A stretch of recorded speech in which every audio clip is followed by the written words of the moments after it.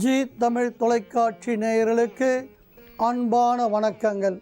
இன்றைய ஆன்மீக சிந்தனையில் நாம் பார்க்க இருக்கின்ற மிக அற்புதமான குரல் கணவன் மனைவி பற்றிய மிக அருமையான சிந்தனை வளம் கொண்ட ஒரு குரலை பார்க்க இருக்கின்றோம். பெற்றார் பெரின் பெறுவர் பெண்டீர் பெருஞ்சிறப்பு புத்தேலிர் வாழும் உலகு. இதற்கு வள்ளுவ பெருந்தகையார் என்ன சொல்கின்றார் என்றால், கணவனை போற்றி வாழுகின்ற மனைவிக்கு இந்த உலகத்தில் மட்டுமில்லை, தேவலோகத்தில் போனால் கூட அந்த பெண்ணுக்கு தனி சிறப்பு உண்டு. கணவனை தெய்வமாக போற்றி வாழ வேண்டும் என்று வள்ளுவர் மிக அற்புதமாகவும் ஆணித்தரமாகவும் சொல்லுகின்றார். இங்கே ஏன் கணவனை தெய்வத்துக்கு நிகராக வள்ளுவர் வைக்கின்றார் என்றால், இங்கே தான் மிகப்பெரிய விஷயமே இருக்குது.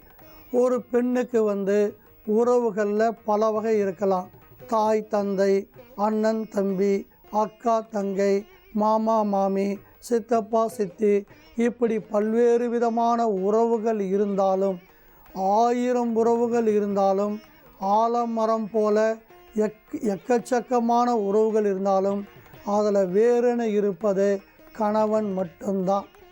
ஏன்னா இந்த கணவன் கூட தான் வாழ்நாளுடைய பெரும் பகுதி, கிட்டத்தட்ட 85% கணவன் கூட தான் அவனுடைய வாழ்நாளை செலவழிக்கின்றாள்.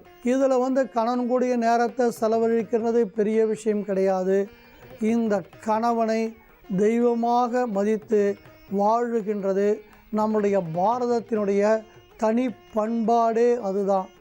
உலகளாவிய அளவில் பெரிய பெரிய ஆராய்ச்சிகள்லாம் பண்ணும்போது நிறைய நாடுகளில் இந்த டைவர்ஸ் கேஸு எக்கச்சக்கமாக வருகிறது.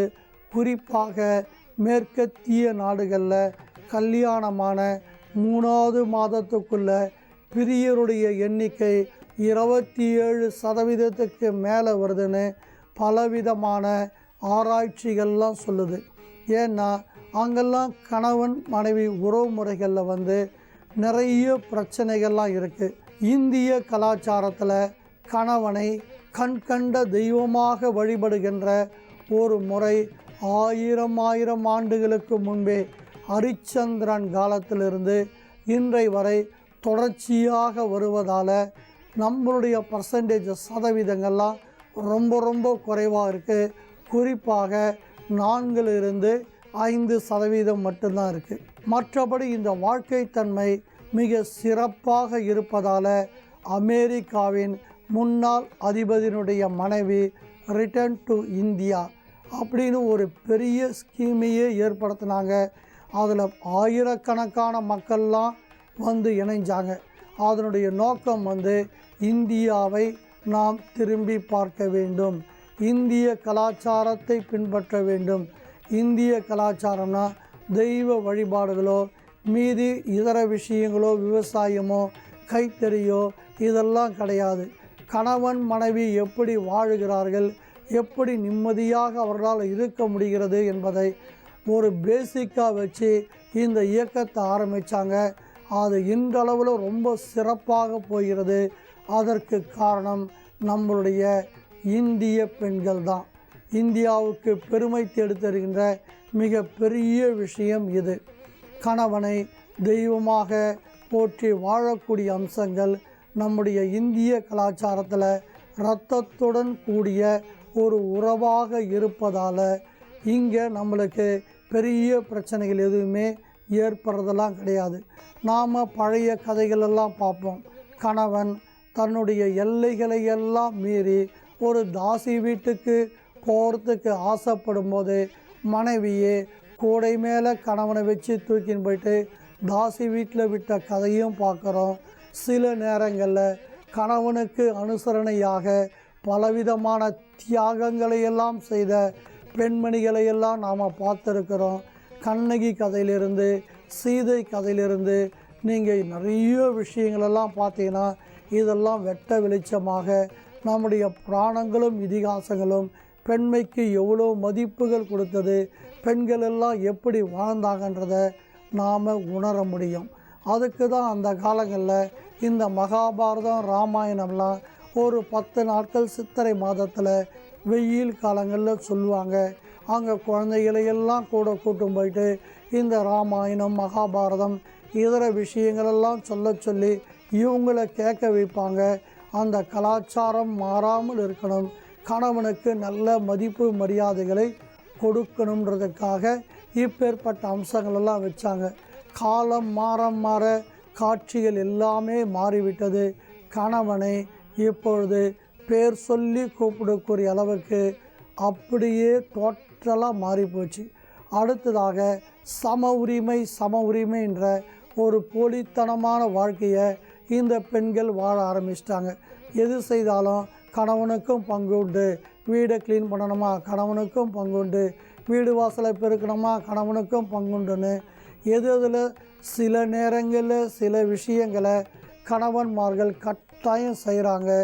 ஆனால் அளவுக்கு மிஞ்சி இந்த பெண்கள் ஆட்டி வைக்கிற சில அலங்கோலங்களையும் நாம் பார்க்க தான் செய்கிறோம்.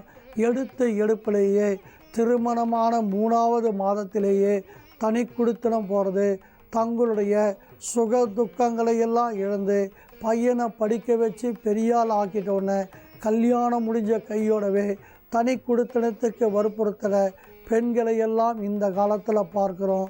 இவங்க கணவனை தெய்வமாக மதிக்கிறதில்ல, துச்சமாக நினச்சி நீ வந்தா என் கூட வா, இல்லைன்னா நான் எங்கள் அம்மா வீட்டுக்கு போகிறேன் அப்படின்னு ஒரே வார்த்தையிலே சொல்லக்கூடிய பல பெண்களை பார்க்கிறோம். இவரெல்லாம் கோர்ட்டு வாசலில் போய் நிற்கிறத கண்கூடாகவே நாம் காணுகிறோம். இத்தகைய சூழலெல்லாம் மாற வேண்டும் என்றால் இதெல்லாம் எப்படித்தான் வள்ளுவர் கண்டுபிடிச்சார்னு தெரியல.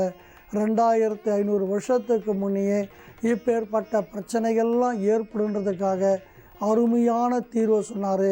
கணவனை தெய்வமாக நினைத்தால் இந்த உலகத்தில் மட்டுமில்லை, தேவர்கள் உலகத்தில் கூட உனக்கு நல்ல மதிப்பு கிடைக்குமா, அதனால் நீ கணவனுக்கு நல்ல மதிப்புகளை கொடு அப்படின்னு வள்ளுவர் அருமையான வார்த்தைகளெல்லாம் போட்டு சொன்னார்.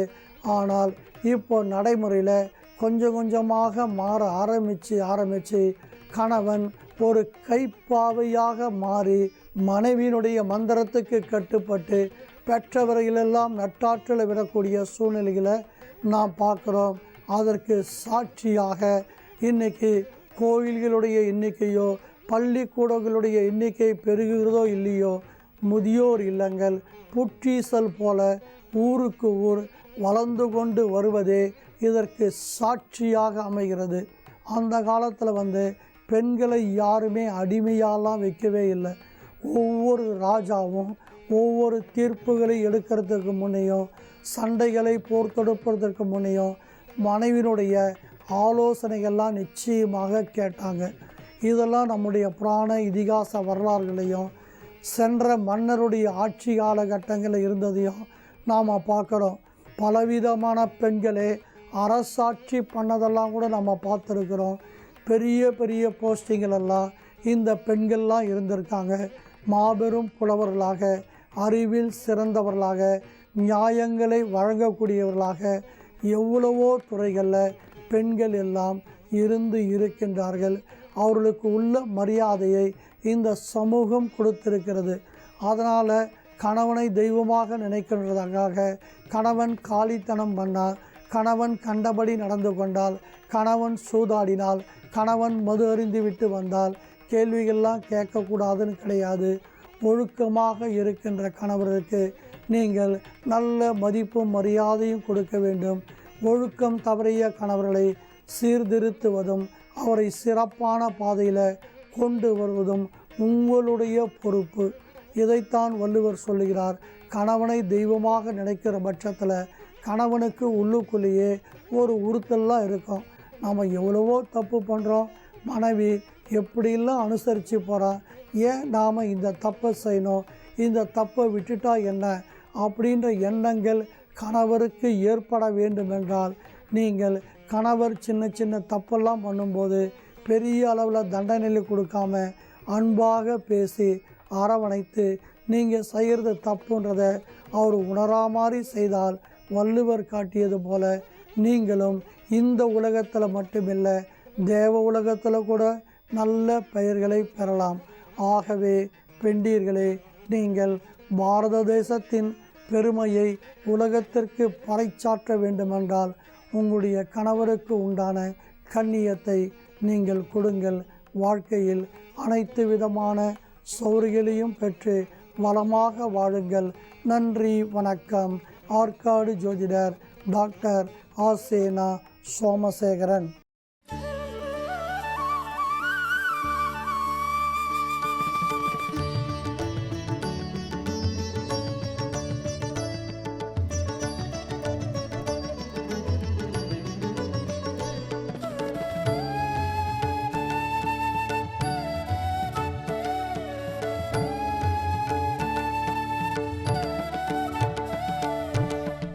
கோட்டை தனில் வாழும் புவனேஸ்வரி, உன் புகழ் பாடும் பணி எமக்கே அருள் ஈஸ்வரி. புதுக்கோட்டை தனில் வாழும் புவனேஸ்வரி, உன் புகழ் பாடும் பணி எமக்கே அருள் ஈஸ்வரி. மதி கூட்டி விதி மாற்றும் குரு ரூபிணி, மதி கூட்டி விதி மாற்றும் குரு ரூபிணி. நல்நெறி காட்டி ஒளியேற்றும் மனபோதினி, நல்நெறி காட்டி ஒளியேற்றும் மனபோதினி. குரு ரூபிணி மனபோதினி, மனபோதினி குரு ரூபிணி. புதுக்கோட்டை தனில் வாழும் புவனேஸ்வரி, உன் புகழ் பாடும் பணி எமக்கே அருள் ஈஸ்வரி.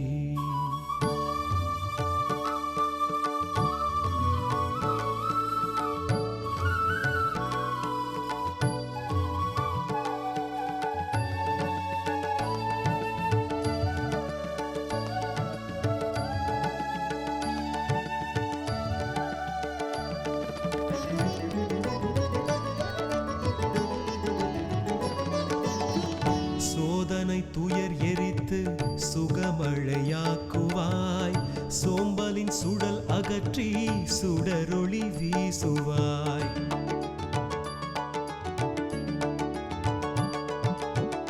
சோதனை துயர் எரித்து சுகமழையாக்குவாய், சோம்பலின் சுடல் அகற்றி சுடரொளி வீசுவாய். பிறவி பயன் உணர்த்தி பிணிகளை நீக்குவாய், பிறவி பயன் உணர்த்தி பிணிகளை நீக்குவாய். பேரின்ப வழி அமைத்து ஞான விழி காட்டுவாய், பேரின்ப வழி அமைத்து ஞான விழி காட்டுவாய். புதுக்கோட்டை தனில் வாழும் புவனேஸ்வரி, உன் புகழ் பாடும் பணி எமக்கே அருள் ஈஸ்வரி.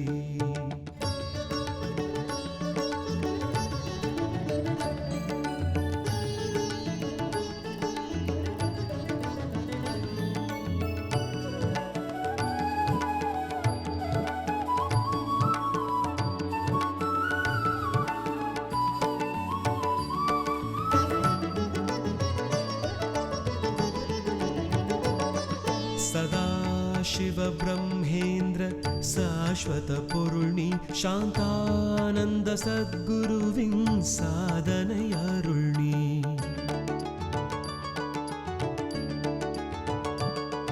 சதாசிவ பிரம்மேந்திர சாஸ்வத பொருள்நீ, சாந்தானந்த சத்குருவின் சாதனை அருள்நீ. ஸ்வயம் பிரகாஷ ஜீவ ஜோதியின் எழில் நீ, ஸ்வயம் பிரகாஷ ஜீவ ஜோதியின் எழில் நீ. ஓங்கார ஆனந்த ஹ்ரீங்கார குரல் நீ, ஓங்கார ஆனந்த ஹ்ரீங்கார குரல் நீ. புதுக்கோட்டை தனில் வாழும் புவனேஸ்வரி, உன் புகழ் பாடும் பணி எமக்கே அருள் ஈஸ்வரி. புதுக்கோட்டை தனில் வாழும் புவனேஸ்வரி, உன் புகழ் பாடும் பணி எமக்கே அருள் ஈஸ்வரி. தேவி உன்னடி பாடி பணிந்திட கோடி நலம் வரும் வாழ்விலே, கருமாறி உன்னருள் மாறி பொழிந்திட மங்களம் காணும்.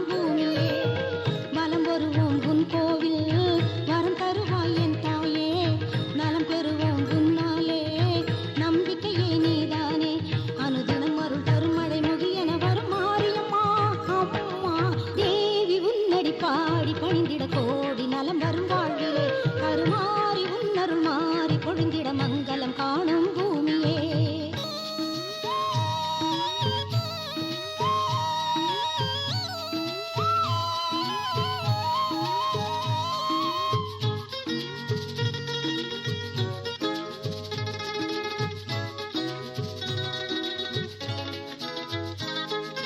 மனதினில் குறைகள் இருந்தாலே மறைந்திடும் உன்னை நினைத்தாலே திறமைகள் வளர்ந்திட அருள்வாயே திருவிளக்கேற்றிட மகிழ்வாயே. 1000 முறைதான் தொழுதாலும் அம்மா உள்ளம் ஆறாது தேவி உன்னை பணிந்தாலே திரளும் நிதியில் குறைவேது. அருள் வடிவாய் இருப்பவளே பதமலர் என்றும் வணங்கிடுவோம் தேவி உன்னடி பாடி பணிந்திட கோடி நலம் வரும் வாழ்விலே கருமாறி உன்னருள் மாறி பொழிந்திட மங்களம் காணும் பூமியே.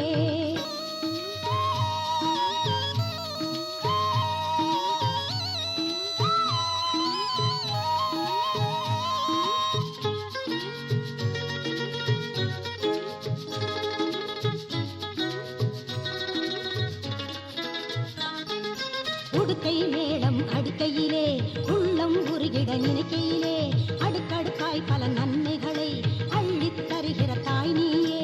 திருநீர் அணிந்தால் கிழித்தீரும் திருவடி பணிந்தால் பணம் சேரும் கருணை வடிவாய் இருப்பவளே கை கொடுத்தெம்மை காப்பவளே. பனிமலராய் மனம் கனிவாய் பிறவியின் பயனை வழங்கிடுவாய் தேவி உன்னடி பாடி பணிந்திட கோடி நலம் வரும் வாழ்விலே கருமாறி உன்னருள் மாறி பொழிந்திட மங்களம் காணும் பூமியே.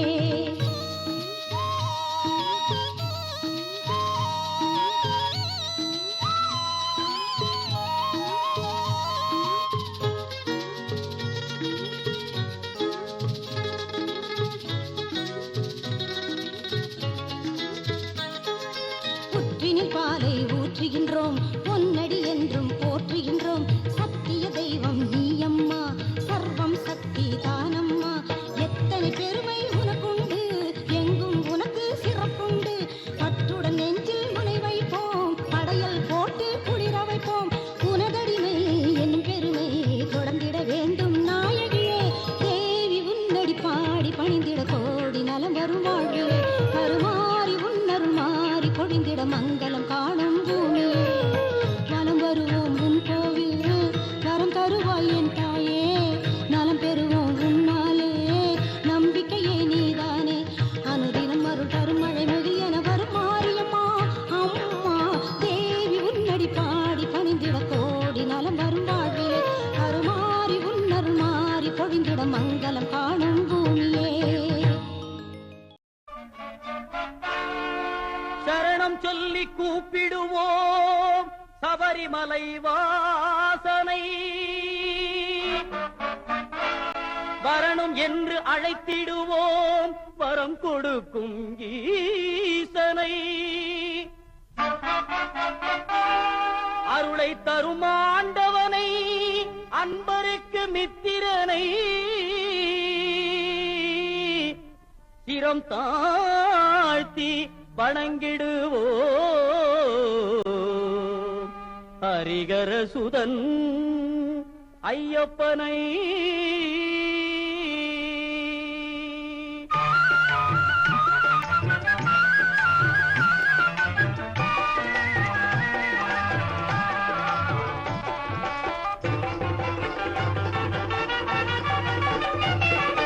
வில்லாளி வீரனே வீரமணி கண்டனே தமிழ் சொல்லெடுத்து பாடுவோம் சுந்தரேசன் மைந்தனே.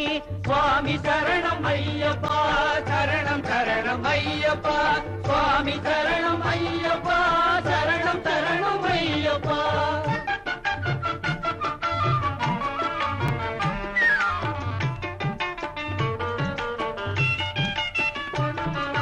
சபரிமலை செல்பவர்க்கு சஞ்சலங்கள் இல்லை பயம் தனையே போக்கிடுவான் பந்தடனின் பிள்ளை. அபயம் என்று சரணடைந்தால் அகன்றிடுமே தொல்லை அவனின்றி அவனியிலே அணுவும் அசைவதில்லை.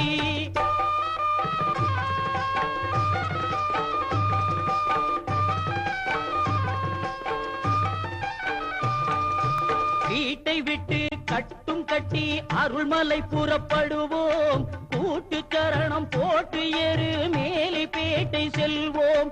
பேட்டை துள்ளி ஆடும் போது பேரின்பம் கொள்வோம். சுவாமி துந்தக்கத்தோ ஐயப்பன் திந்தக்கத்தோ, சுவாமி துந்தக்கத்தோ ஐயப்பன் திந்தக்கத்தோ. பேட்டை துள்ளி ஆடும் போது பேரின்பம் கொள்வோம். கோட்டை காவலன் பவரு சாமியை கொண்டாடி மகிழ்வோம். சுவாமி சரணம் ஐயப்பா, சரணம் சரணம் ஐயப்பா, சுவாமி சரணம் ஐயப்பா, சரணம் சரணம் ஐயப்பா.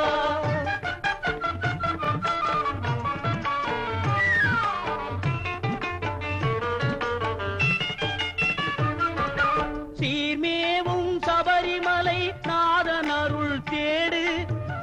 9 படியேறி ஈசன் பதும் நாடு.